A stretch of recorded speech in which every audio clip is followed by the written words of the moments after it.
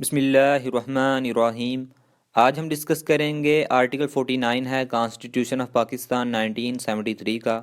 Chairman और speaker to act as और perform functions of president, यानी चेयरमैन या स्पीकर ऑफ नेशनल असम्बली जो है वो कब प्रेसिडेंट के फंक्शंस परफॉर्म करेगा।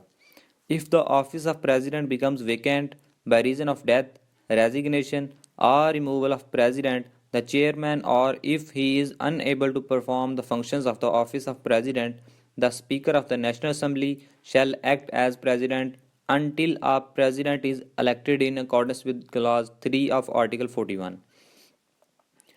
यानी अगर किसी वजह से प्रेसिडेंट की जो सीट है वो वकेट हो जाए, चाहे प्रेसिडेंट की डेथ की वजह से, चाहे उसके रेजिग्नेशन की वजह से, चाहे कि उसे किसी भी वजह से रिमूव कर दिया गया हो, तो इस सूरत में जब प्रेसिडेंट की सीट वकेट हो जाती है, यानी प्रेसिडेंट की जो सीट है वो खाली हो जाए, तो इस सूरत में जो चेयरमैन होगा सेनेट का वो as a president functions perform करेगा, वो एज ए प्रेसिडेंट जो है वो एक्ट करेगा। और अगर वो भी अनएबल हो जाए, यानी जो चेयरमैन ऑफ द सेनेट है वो भी अगर as a president functions perform नहीं कर सकता, एज ए प्रेसिडेंट एक्ट नहीं कर सकता, तो इस सूरत में जो नेशनल असम्बली का स्पीकर होगा वो as a president functions perform करेगा, वो एज ए प्रेसिडेंट जो है वो एक्ट करेगा। और वो उस वक्त तक अपने फंक्शंस को परफॉर्म करेगा एज ए प्रेसिडेंट जब तक कोई नया प्रेसिडेंट जो है वो इलेक्ट नहीं हो जाता, according to clause 3 of article 41। इसके बाद नंबर 2 है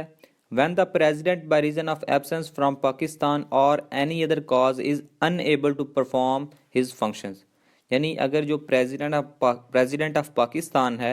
अगर वो किसी वजह से पाकिस्तान में प्रेजेंट नहीं है, यानी वो पाकिस्तान से एब्सेंस है, पाकिस्तान में मौजूद नहीं है, और या किसी भी और वजह से कि वो अपने फंक्शंस ऐसे एज ए प्रेसिडेंट परफॉर्म नहीं कर सकता, तो इस सूरत में भी चेयरमैन ऑफ द सेनेट को जो है वो